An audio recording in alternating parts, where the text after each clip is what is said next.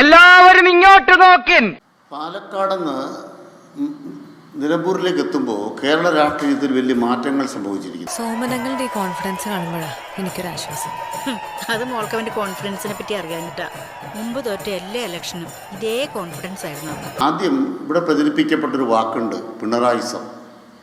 പിണറായിസം എന്നത് ഒരു ശകാര പദമല്ല. ദേശീയപാത നിർമ്മാണം പൂർത്തിയാക്കാൻ സംസ്ഥാന സർക്കാർ മുൻകൈ എടുക്കുകയും അതിന് പണം നൽകുകയും ചെയ്യുന്നതിനെയാണ് പിണറായിസം എന്ന് വിളിക്കുന്നത്. ഇതിപ്പം അന്ന് പോലെ പറഞ്ഞുകൊണ്ടിരിക്കുന്ന ആരോ പറഞ്ഞ് പഠിപ്പിച്ചു വിട്ടാൽ മതി. ഞാനിപ്പോൾ ഇരിക്കുന്ന അമരമ്പലം പഞ്ചായത്തിൽ 1000 വീടുകളാണ് ലൈഫ് മിഷനിൽ വെച്ചത്. നമുക്കുണ്ടാക്കാൻ പറ്റും, പക്ഷെ കാണാൻ പറ്റില്ല. ആൾക്ക് തീരെ വിദ്യാഭ്യാസം വിവരമൊന്നും ഇല്ലേ, വിഡ്ഢിത്തിരെ പറയുള്ളൂ, തെണ്ടി. അടുത്ത നവംബർ 1-ാം തീയതി കേരളം ഇന്ത്യയിലല്ല ലോകത്ത് പട്ടിണിയില്ലാത്ത നാടാണെന്ന് മുഖ്യമന്ത്രി പ്രഖ്യാപിച്ചു. അത്ര വലിയ ബന്ധങ്ങളിലേക്ക് പോണോ ശിവൻകുട്ടി? റേഷൻ കട മറന്ന് മണ്ണെണ്ണ വാങ്ങണോ? അതുകൊണ്ട് അത് തുടരട്ടെ എന്ന് ജനങ്ങൾ തീരുമാനിക്കുന്നതാണ് വരാൻ പോകുന്ന രാഷ്ട്രീയം.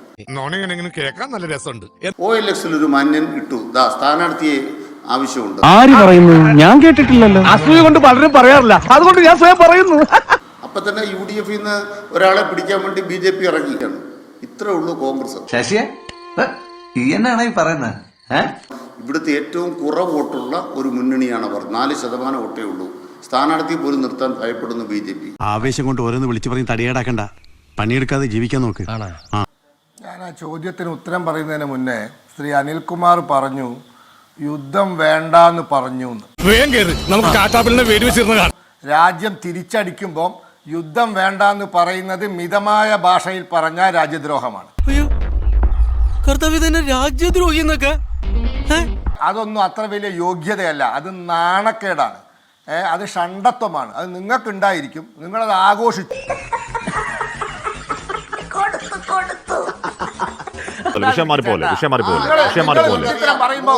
ഒന്ന് മിണ്ടാതിരിക്കും.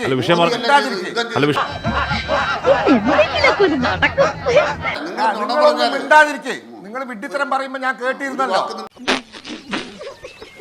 BJPയിലേക്ക് ആളുകള് മറ്റു പാർട്ടികളിൽ നിന്നും വന്ന് സ്ഥാനാർത്ഥിയാവുന്നത് ഇത് ആദ്യമായിട്ടാ.